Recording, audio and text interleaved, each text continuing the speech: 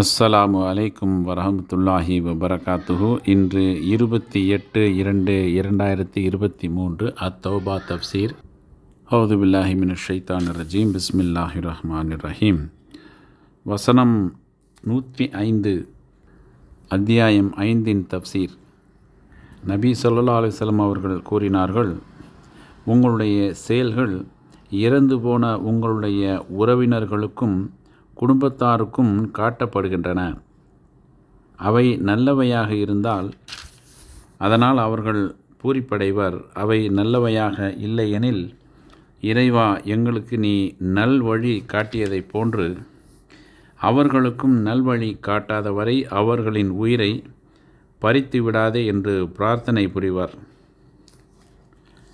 நபி ஸல்லல்லாஹு அலைஹி வஸல்லம் அவர்களின் துணைவியர் ஆயிஷா ரலியல்லாஹு அவர்கள், ஒரு மனிதர் ஆற்றும் நற்செயல் உம்மை கவர்ந்தால் நீங்கள் செயல்படுங்கள்.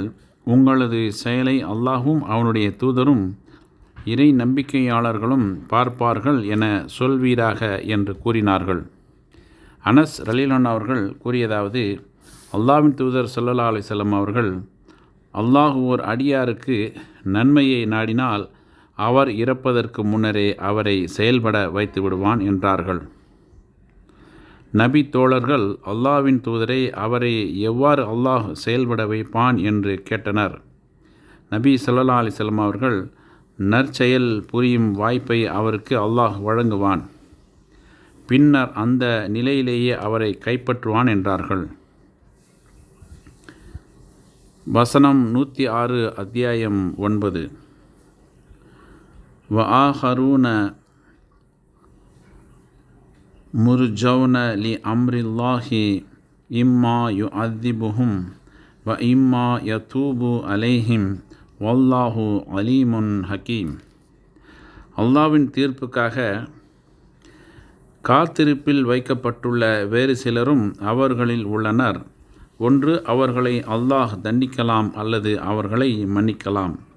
அல்லாஹ் நன்கு அறிந்தோனும் ஞானம் நிறைந்தோனும் ஆவான்.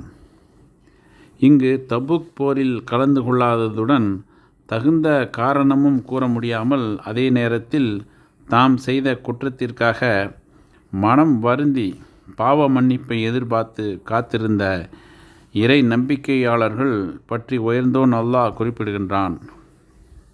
அல்லாஹ்வின் தீர்ப்புக்காக காத்திருப்பில் வைக்கப்பட்டுள்ள வேறு சிலரும் அவர்களில் உள்ளனர் என்று இந்த வசனம் தெரிவிக்கின்றது. இப்னு அப்பாஸ் ரலியல்லாஹு அவர்கள், முஜாஹித் ரஹ்மத்துல்லாஹி ஆகியோர் கூறியதாவது, இது பாவ மன்னிப்பு வழங்கப்படாமல் காத்திருப்பில் வைக்கப்பட்ட மூவரை குறிக்கும். அவர்கள் முராரா பின் ரபீஉ ரலியல்லாஹு அவர்கள், காஃப் பின் மாலிக் ரலியல்லாஹு அவர்கள், ஹிலால் பின் உமையா ரலியல்லாஹு அவர்கள் ஆவர். இவர்கள் தபுக்கு போர் செல்லாமல் அமர்ந்து விட்டவர்களுடன் கூட்டத்தோடு கூட்டமாக அமர்ந்து விட்டனர். இதற்கு சொகுசு வாழ்க்கை, பாதுகாப்பு, அறுவடைக்கு தயாராக இருந்த கனிகள் மற்றும் அடர்ந்த மர நிழல் ஆகியவற்றின் மீது இருந்த மையலும் சோம்பலுமேதான் காரணமே ஒழிய நயவஞ்சகமோ மார்க்கத்தின் மீதான ஐயப்பாடோ காரணமல்ல.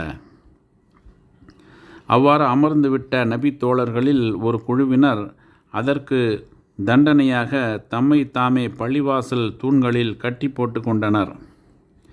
அபு லுபாபா ரலியல்லாஹு அவர்களும் அவர்தம் தோழர்களும் அவ்வாறு செய்தனர்.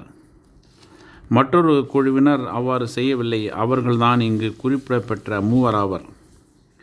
இந்த மூவரின் பாவ மன்னிப்பு தொடர்பான வசனம் அருளப் பெறுவதற்கு முன்பே முந்தைய குழுவினரின் பாவ மன்னிப்பு வசனம் அருளப்பெற்றுவிட்டது. இந்த மூவரும் பாவ மன்னிப்பு வழங்கப்படாமல் சிறிது காலம் காக்க வைக்கப்பட்டனர். அதன் பின்னரே அவர்களது பாவம் மன்னிக்கப்பட்டது தொடர்பான பின்வரும் வசனங்கள் அருளப்பெற்றன. அவை நிச்சயமாக அல்லாஹ் இந்த நபியையும் நெருக்கடியான நேரத்தில் அவரை பின்பற்றிய முஹாஜிர்கள் மற்றும் அன்சாரிகளையும் அவர்களில் ஒரு பிரிவினரின் உள்ளங்கள் பிறழ முற்பட்ட பின்னரும் மன்னித்து விட்டான் எனும் வசனமும், தீர்ப்பு ஒத்திவைக்கப்பட்டிருந்த அந்த மூவரையும் அல்லாஹ் மன்னித்தான். இறுதியில் பூமி விரிந்ததாக இருந்தும் கூட அது அவர்களுக்கு சுருங்கிவிட்டது எனும் வசனமும் ஆகும். இது தொடர்பான விளக்கம் காஃபு பின் மாலிக் ரலியல்லாஹு அவர்களது செய்தியில் பின்னால் இடம்பெறுகிறது.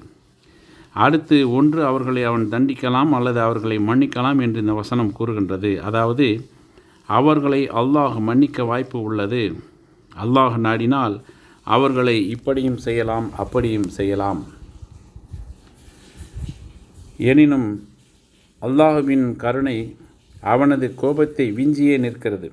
அடுத்து, அல்லாஹ் நன்கு அறிந்தோனும் ஞானம் நிறைந்தோனும் ஆவான் என்கிறது இந்த வசனம். அதாவது, யாரை மன்னிக்கலாம், யாரை தண்டிக்கலாம் என்பதை அல்லாஹ் நன்கு அறிந்தவன். தனது சொல் மற்றும் செயல்களில் அவன் ஞானம் நிறைந்தவன். அவனைத் தவிர வேறு இறைவன் இல்லை. அவனன்றி வேறு இரட்சகனும் இல்லை. இன்ஷா அல்லாஹ் நாளை தொடரும்.